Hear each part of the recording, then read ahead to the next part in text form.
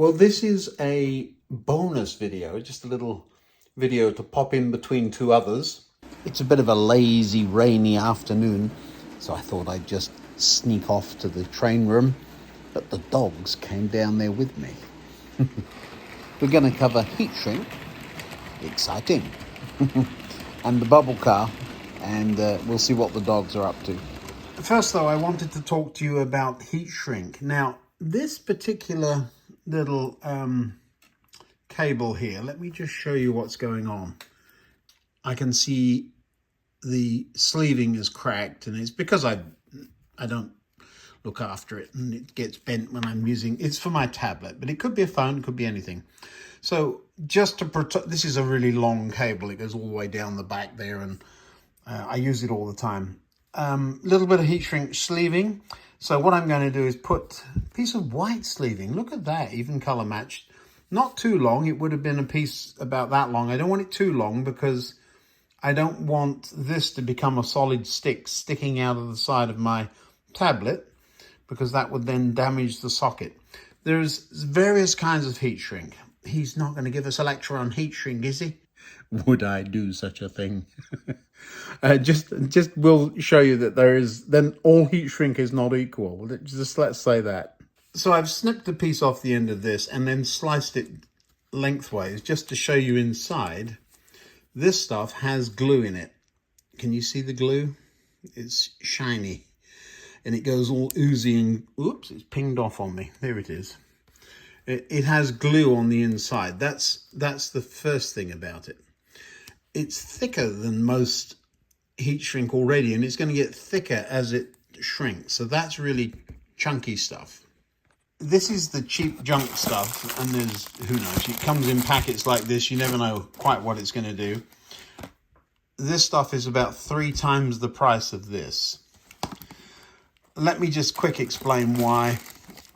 This stuff, let me find a similar piece. I'm not going to demonstrate shrinking it all. There's a piece about the same size, isn't it? But it's much thinner and flimsier, which isn't a bad thing. I mean, it just is. No glue on the inside. But this stuff only shrinks down about 50% of its to 50% of its size, or just more than half. So 1 to 1 point something. This shrinks down to 1 to 3, so it will go down to 1/3 of the size it is now. And now on something like this, you can see why that's important.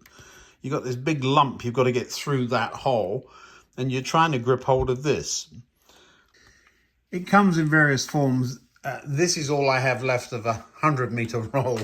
I used to go through this stuff like no tomorrow.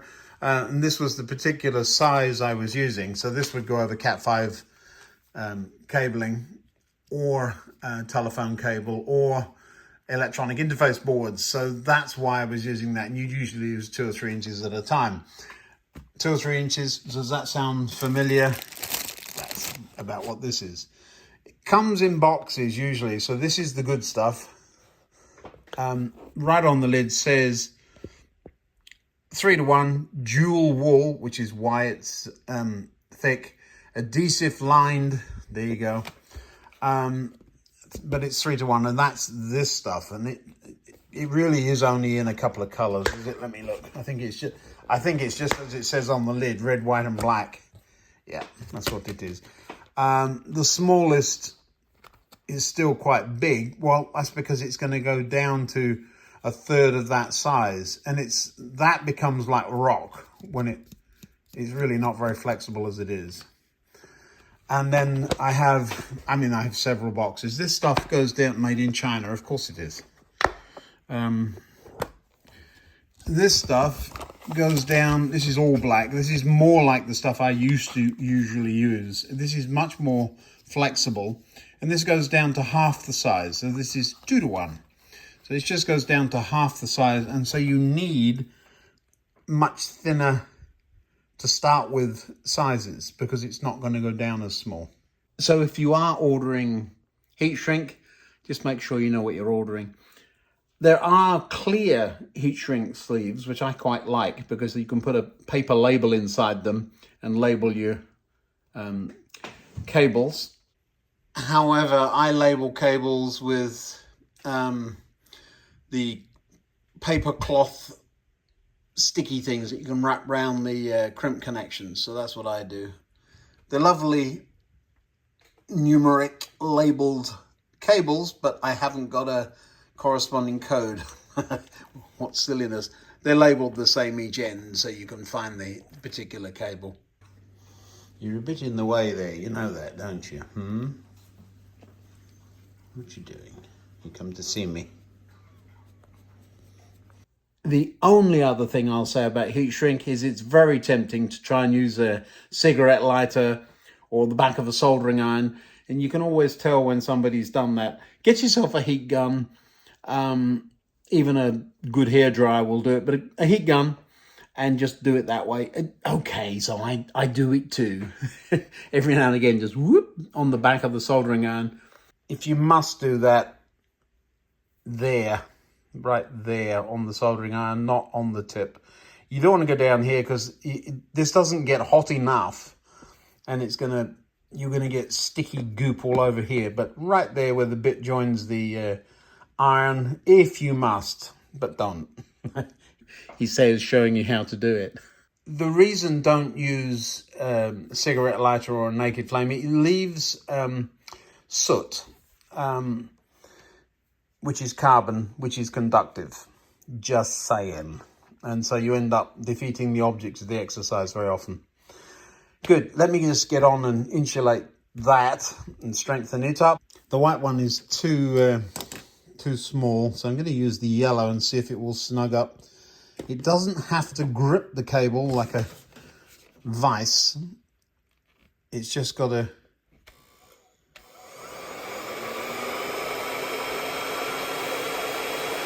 shrink around it. I'm blowing the other stuff all over the place.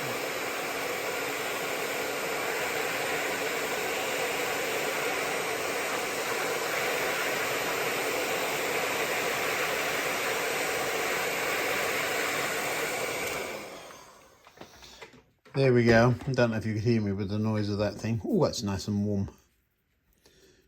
Yeah. That bed is barely big enough for the small dog, and the big dog usually gets into it, which is kind of weird. You've just had your food. Now don't start coughing. They're both very lethargic today. I took them for a long walk. Maybe that's what it's about.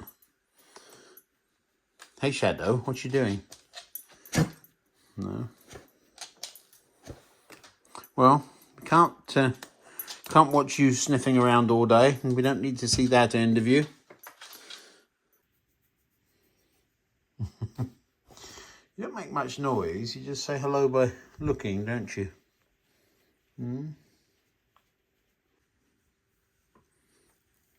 I don't taste very good either. Come on.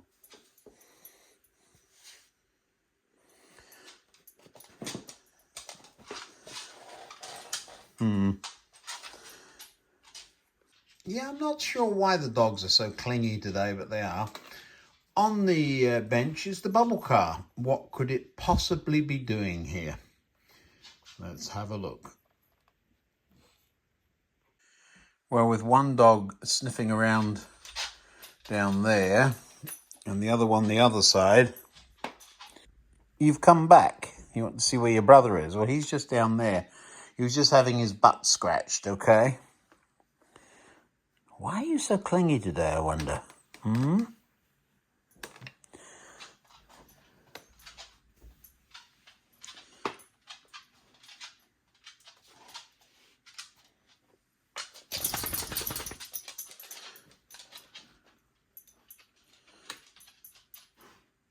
Yeah, this is a train show, not a dog show. You can go now.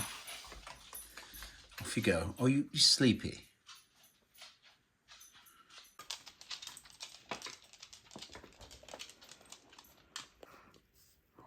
What's this about?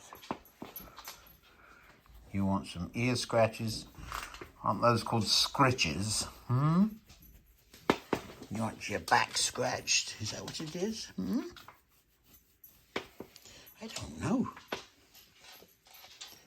We've been for a walk. Dogs. What to do? Well, as I was saying, I've been having a little think. And again, I'm back on these couplings. They serve no useful purpose. Not anymore. So why not take them off? Let's give it a go. This is a very old design from Hornby. The entire, I don't know if I can show you this easily. There's not even a screw or a rivet or anything.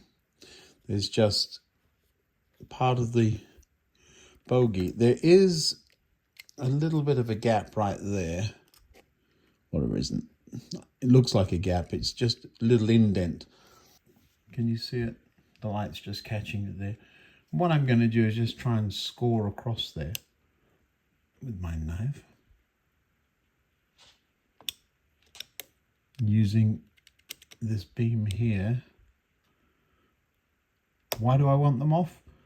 Well, I never used them, and I think it might look a little better without them. And it's not like I'm ever going to change my mind, and if I did, I probably wouldn't want to be using these huge things in any case. So we'll give it a... What are you doing? That's the dog. Well, there goes Shadow. Are you going to stay here or are you going outside? What are you doing? You're just going to stand there. Okay. I don't have anything for you.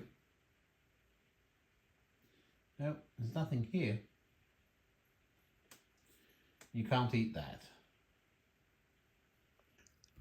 I'm being a little cautious because I don't want to damage anything else in the process. I could just get in there with snippers, but if I'm going to do it, let's do it with a little bit of a smooth finish, shall we? This end is split off. Oh, there we go. Got it. Well, that came off very cleanly, I will say. Let's see what the end of the bogey looks like. Yeah, I mean, it's just fine. That was easy. I think it does look a lot better. One down. One to go. Now, the moment I do this, I'll think of a reason for not doing it. I'll keep the couplings, but I'll wonder how on earth they ever attached, you see. All right. Well, work that in. Let's try this. Oh, now this is different. Huh. I wonder what... Oh, this is... There's a dip down from the coupling this end. It goes from here down. So that's going to be interesting. What I want to do is cut across there. Not down in the dip. I really, really don't want to end up compromising anything on the bogey itself. We'll be fine. If I use those two ends there as a guide, keep the blade cover out of the way, and my fingers out of the way. Move this light up so I can see what I'm doing a bit better.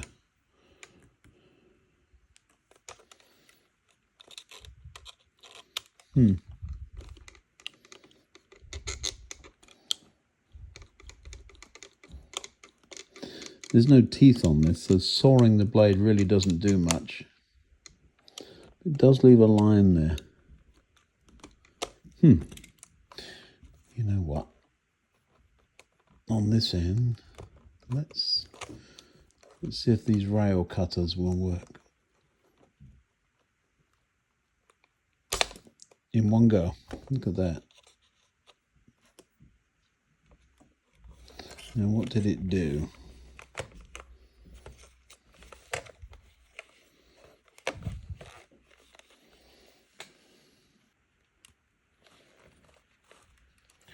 Not quite straight. Yeah, It looks more like a train, doesn't it, without tension lock couplings that are well over 10 feet wide. Let's put it on the layout. This is, of course, the same bubble car we put the lighting into just a few videos ago. I only have one of them, and there are some customers seated in the seats there. Let's give it a little run.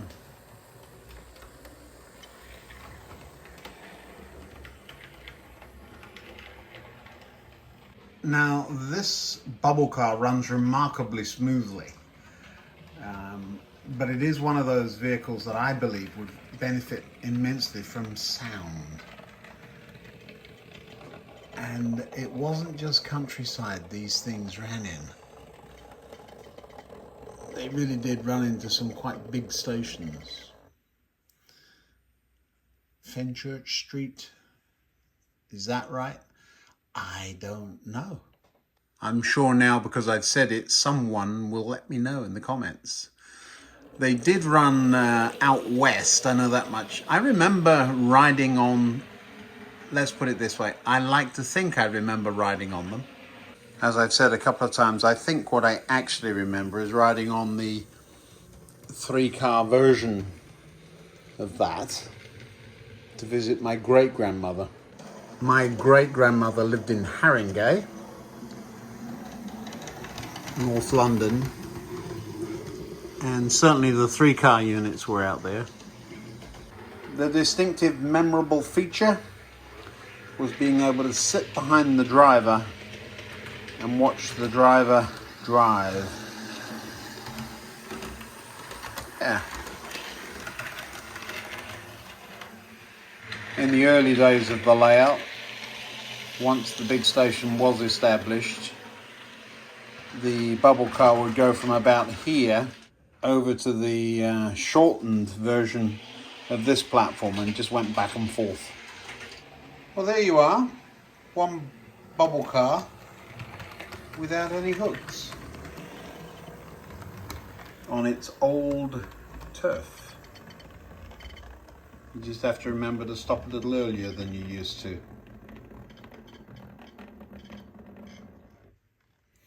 There's no fear of you coupling up though, because you don't have any hooks.